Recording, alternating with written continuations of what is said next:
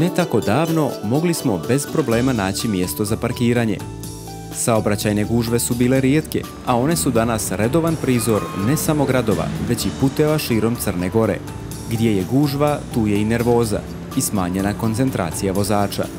Najmobilnije grupe u saobraćaju predstavljaju djeca jer u prosjeku dnevno pređu najveća rastojanja. Učešće u saobraćaju je dio odrastanja i naše maličane treba naučiti da ne doživljavaju saobraćaj kao nešto čega se treba bojati. Ipak, ne treba da zaboravimo na sljedeću činjenicu. Perceptivni razvoj djece do 12. godine života nije u potpunosti završen. Zbog toga djeca jako teško procjenjuju izvor zvuka, udaljenost automobila, jako teško procjenjuju bitne od nebitnih stimulusa i zbog toga je važno da dijete do navršenih 12 godina života na putu do škole ima pratnju. Roditelj je taj koji djetetu najbolje može pomoći u sticanju sigurnosti učeći ga pravilima ponašanja na ulici. Ulicu prelazi samo na pješačkom prelazu.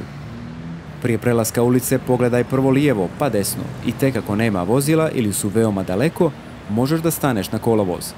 Ulicu prelazi oprezno, ne trčeći, a ni previše sporo. Ako u ulici nema trotoara, hodaj lijevom stranom, u susret vozilima, da vidiš automobile koji ti se približavaju.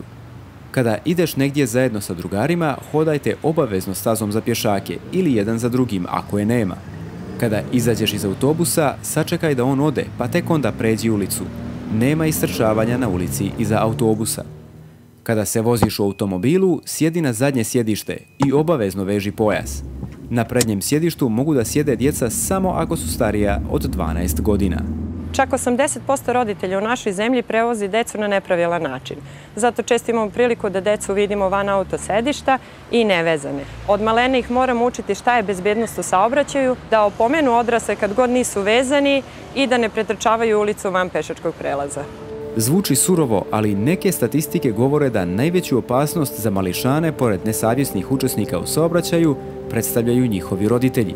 U primorskim krajevima roditelji svoju djecu sve češće voze motociklima i mopedima u školu ili na kupanje u ljetnjim mjesecima, ne poštujući zakon. Djecu mlađu od 12 godina zabranjeno je voziti ovim prevoznim sredstvima.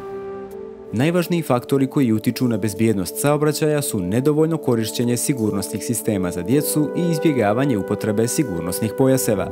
Bezbjednost djece visine do 150 cm ili težine do 36 kg u prevozu se povećava kada se koristi bezbjednosno sjedište, jer tada dijete može da sjedi cijelim leđima uz naslon sa nogama presavijenim preko ivice sjedišta. Djeca su izložena najvećem saobraćajnom riziku u zonama škola, vrtića, igrališta i na putu od kuće do škole. Prema istraživanjima, taj rizik je najveći u jutarnjim satima, u vremenu odlaska u školu, oko podneva, povratak iz škole, u sumrak i u lošim vremenskim uslovima. U blizini škola ujutro stalno dolazi do saobraćajnih gužvi.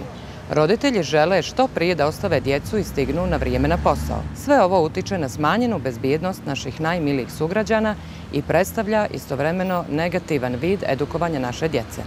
Bezbjednosti djece se posvećuje sve veća pažnja, što podrazumijeva aktivno učešće svih segmenata društva koji su uključeni u sistem bezbjednosti saobraćaja.